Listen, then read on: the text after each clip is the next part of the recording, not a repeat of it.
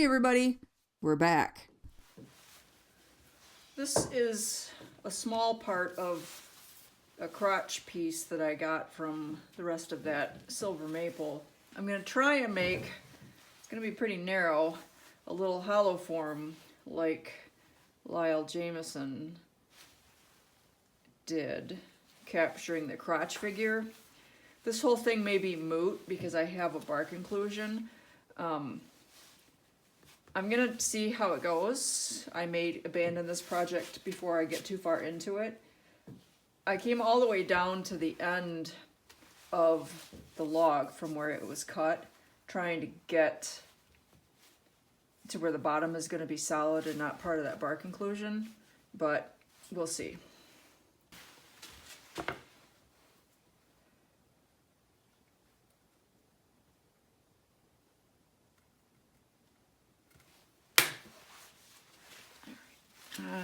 We'll be right back. Yeah, this is probably not gonna happen, but we'll just see. I'm only going for about a 6-inch diameter.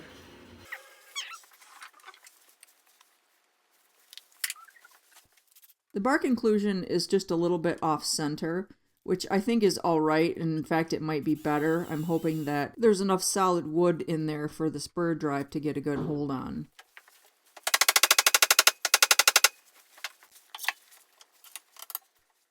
The bark on this tree was really not in very good condition, so I decided I probably should go ahead and take it off before I get started turning and keep it from flying at me.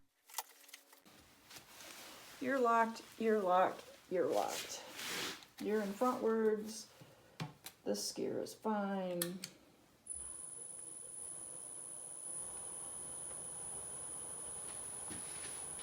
Let's see if we'd hold together.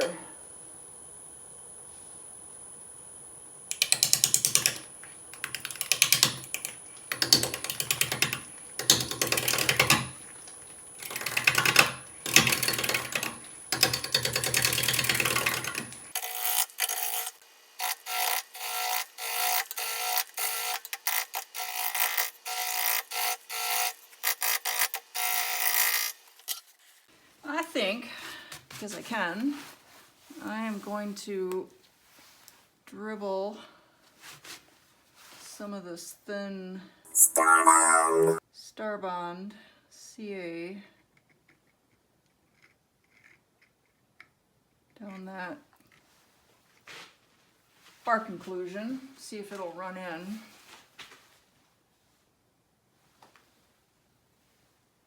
Which it isn't really.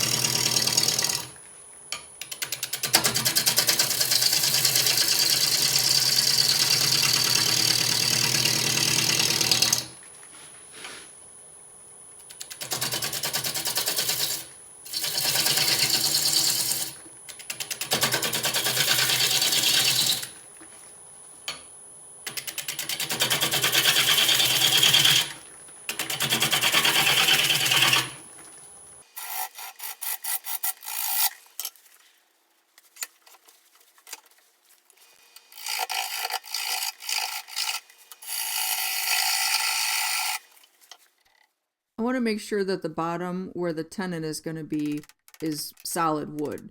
So I went ahead and went in a little bit and then knocked that nub off, and then I'm going to just recenter it.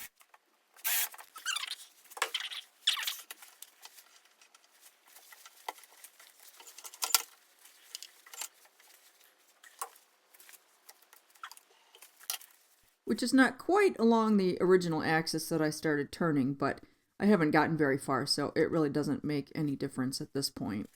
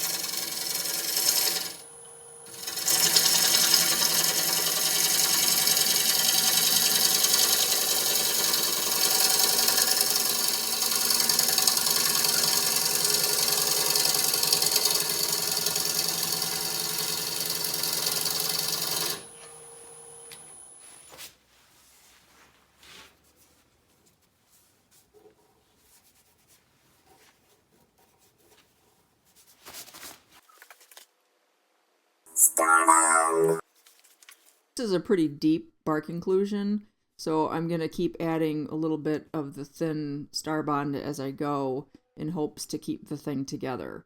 After I got the initial profile roughed out, the star bond soaked in like it normally does. I'm not sure why it didn't go the first time that I did it, but it definitely ran down into the bark inclusion this time. I marked an approximate center line, and I'm just going to use that as a guide to help me as I'm rough shaping to try to get the top and the bottom of the vessel relatively even.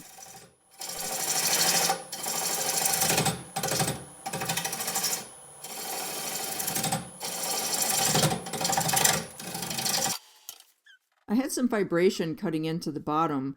I'm not exactly sure why. I'm guessing that it has something to do with the differences in color of the wood. Maybe the wood is further along in the decay process, or there's more moisture in the lighter part than the darker part, or vice versa. I'm not exactly sure. I ran into that a couple of times, but I think that when you're working with, wood that is starting to spalt and also has some different grain things from the crotch, that's going to be expected.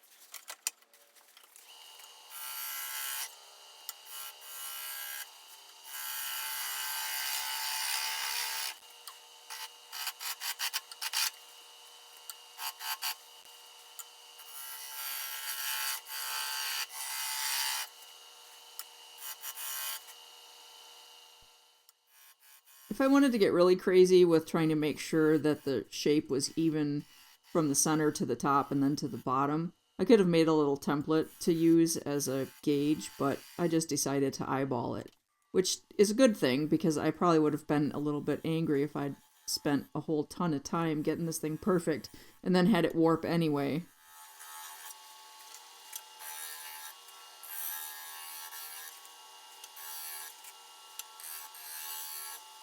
So now the question is, how wide do I want to leave this opening? I actually think that I am going to just do it to here. I might leave a little bit of a bigger lip.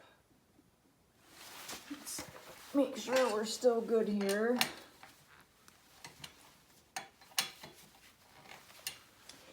Indeed.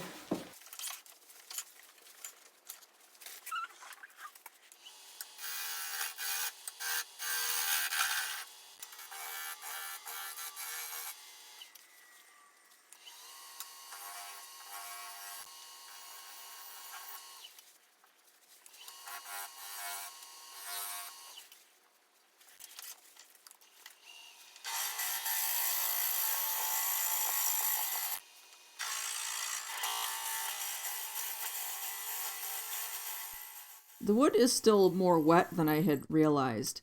I still have the other half of this. I should try and remember to go and hit it with the moisture meter just to see what it reads because I'm curious.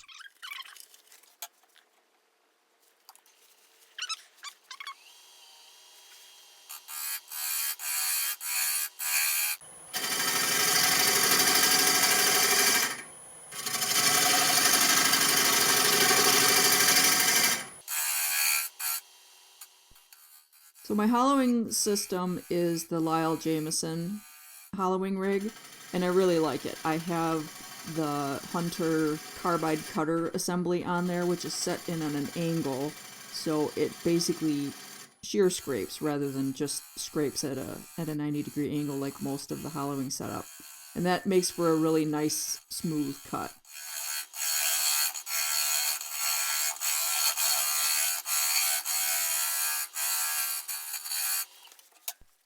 I really didn't realize how wet this still was until I started hollowing and I could not get the shavings out. I think I spent more time digging the shavings out and blowing them out with the air compressor than I did on actually hollowing.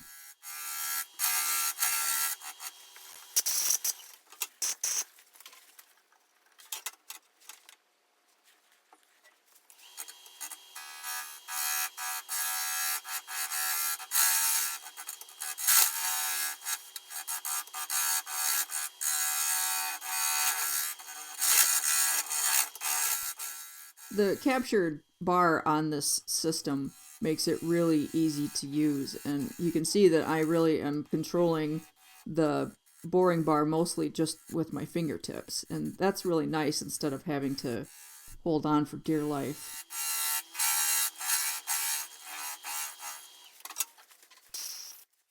I'm going to go ahead and swap the position of the tool rest thing. I don't even know what to call it. It's what captures the end of the boring bar system. There's a shorter end and a longer end, and I just turned that around trying to get the angle as steep as I can so that I can get up in that corner, but I run out of room because of my garage door, so it's not an ideal placement for the lathe as far as some things go, but it's really where it needed to be, so I just kind of work around it.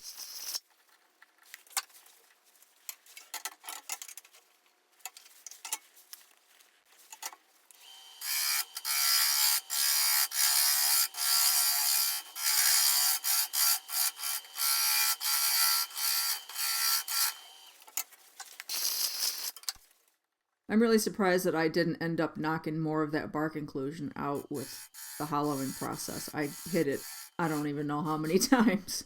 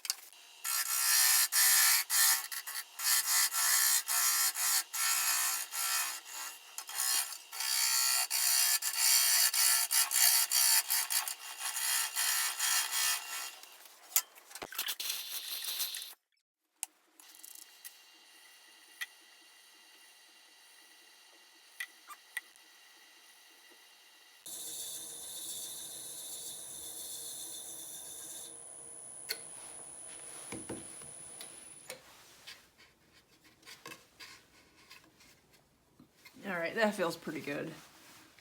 So basically, all I've done so far as sanding goes is just try to flatten out the bottom.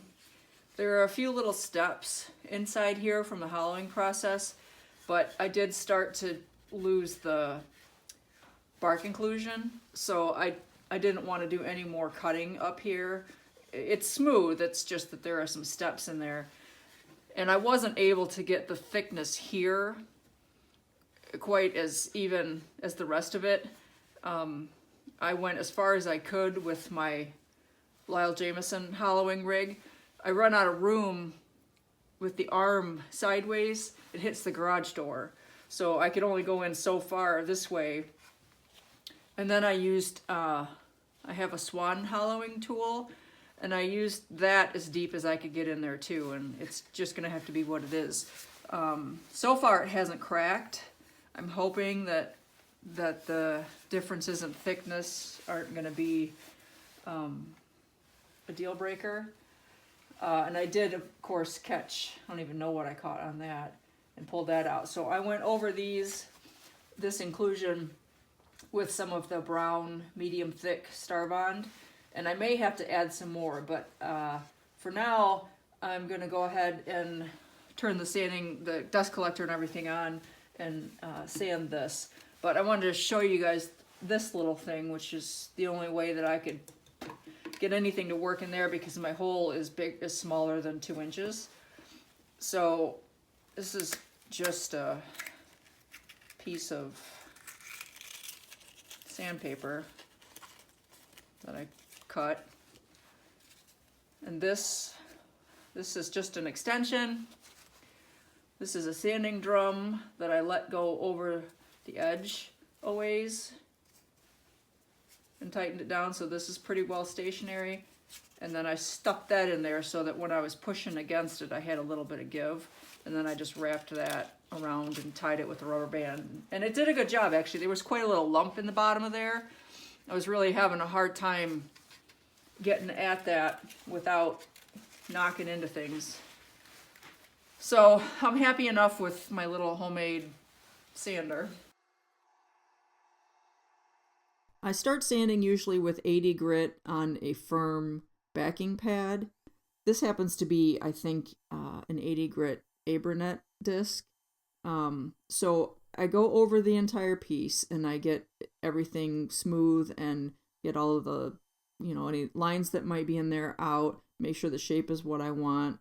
My drill won't fit behind the headstock on most of the things, so I also switch back and forth with this little inertia sander guy. And then I put a squishy foam pad on and then go over it again with the 80 grit just to kind of smooth things out. Sometimes you get little lines or marks or indentations depending upon how soft your wood is. So once I do that, then I go through all the rest of the grits with the soft pad on. All right, I'm gonna try this method again. Going to put on a coat of sanding sealer and then wet sand. I'm gonna put some of this inside first.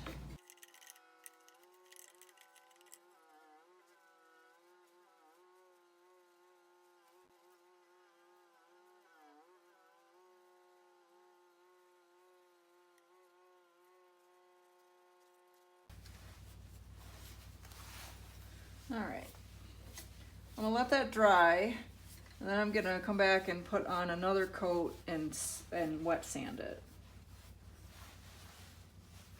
I think that's what I'm supposed to do. I don't know. We'll find out here in a minute. Okay, well, I lied.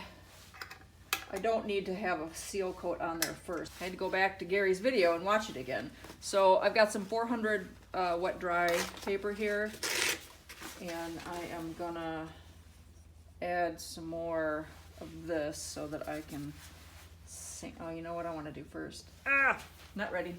Let's get a glove on. I don't like getting this goo all over me. Cover this up too. Okay, now then. Okay, just stay there. I do, however, want some eye protection. Safety first, man. We had to have a couple of trees taken down, and the stump grinder is out taking care of the stumps, which is what all that racket in the background is.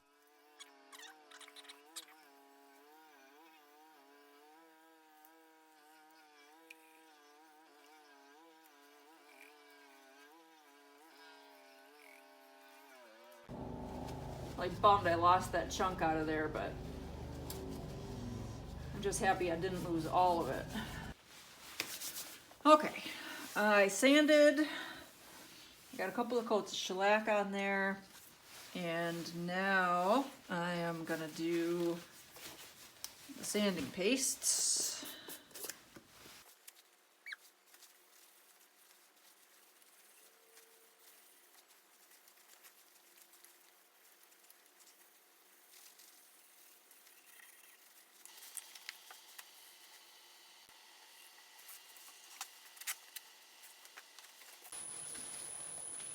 my eyeball protection.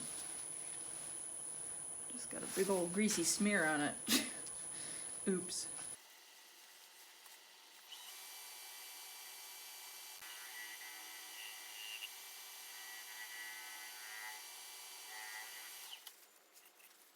Okay, X is done. Now let's do the brads.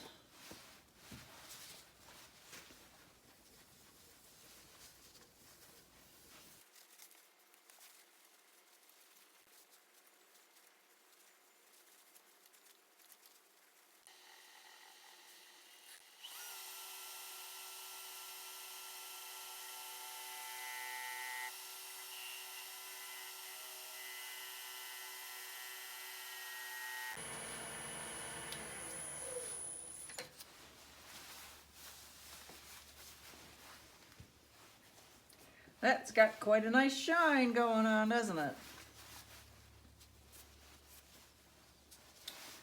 Now, we'll put a little polish on.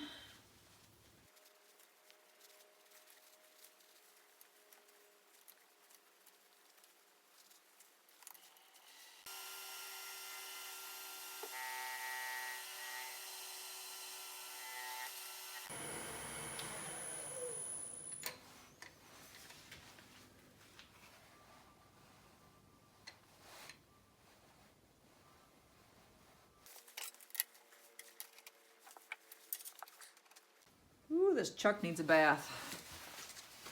Okay, how do we want to do this?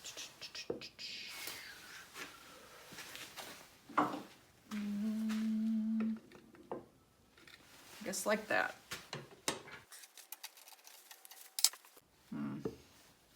Let's have a pointy one because I don't even really know where this center is going to be on this.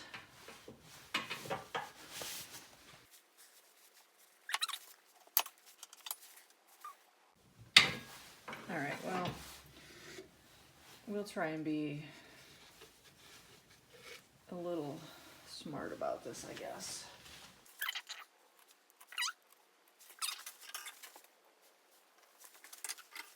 Now, let's try again.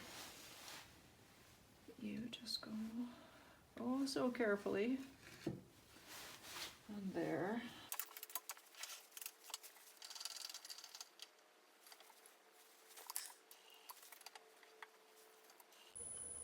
Now, that's just gonna have to do because it's a little lumpy inside, and that's just gonna have to be okay.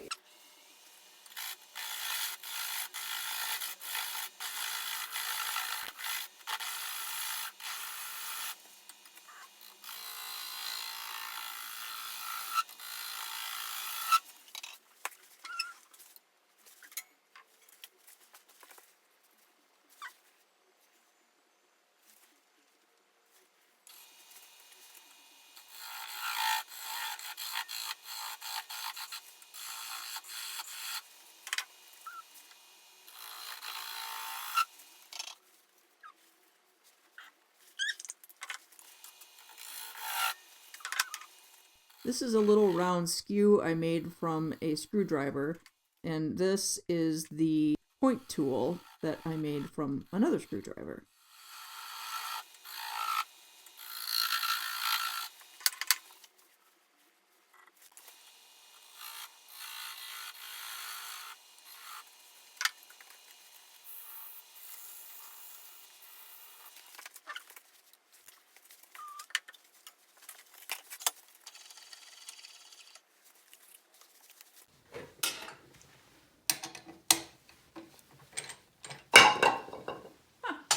I couldn't do that again if I tried.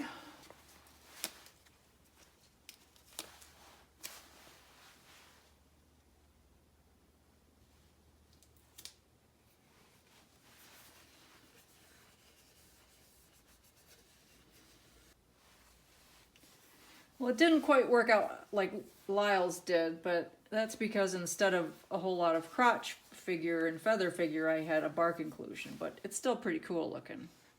So this is going to be the finished project giveaway for the 10,000 subscriber giveaway. I will have some further details on that after your little Bailey Bits video, which is of our trip out to Arizona. And while Bailey has never met a cow, he can smell them through the air vent. And if we say cow, he jumps up and starts looking around for them. It's really very cute. Thank you guys so much for watching. I appreciate it. Enjoy your little Bailey Bits. And until next time, y'all be safe out there.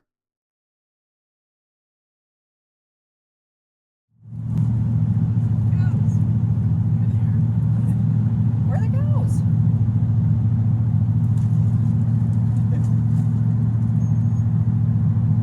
Where are the cows?